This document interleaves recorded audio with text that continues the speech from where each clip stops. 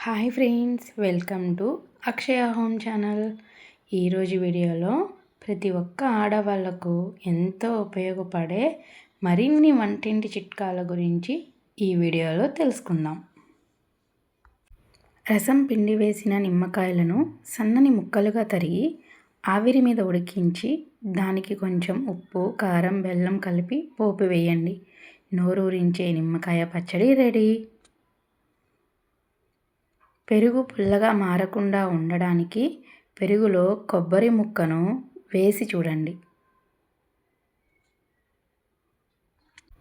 పాత బ్రెడ్ పసందుగా ఉండేటట్లు చేసేటందుకు పాలతో దాన్ని తుడవండి.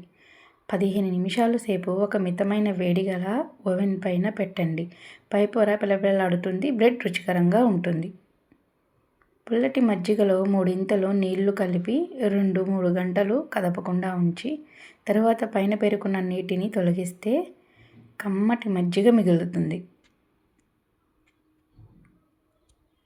ఉప్పు ఉన్న జాడీలో 2 పచ్చిమిరపకాయలు వేసి ఉంచితే వర్షాకాలంలో ఉప్పు చెమ్మ చేరి నీరు కారిపోకుండా ఉంటుంది.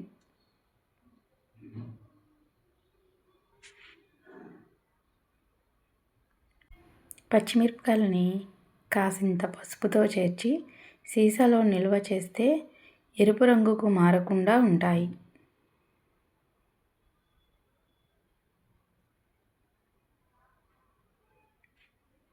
పెరుగుని చిలికిన తరువాత వెన్న చేతులకు అంటుకోకుండా ఉండాలంటే కొద్దిగా చింతపండును నీటిలో వేసి ఆ నీటిలో చెయ్యి ఉంచి ఆ తరువాత వెన్న తీయండి.